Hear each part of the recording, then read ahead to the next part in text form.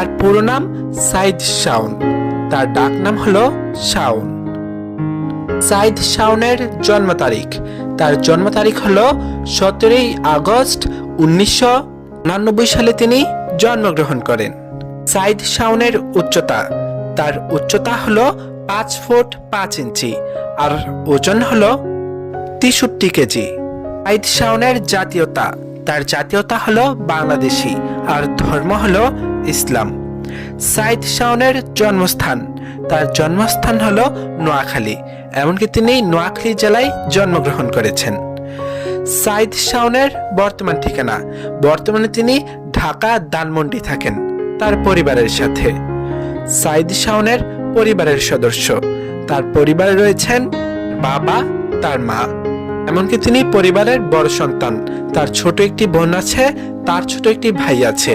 মোট 5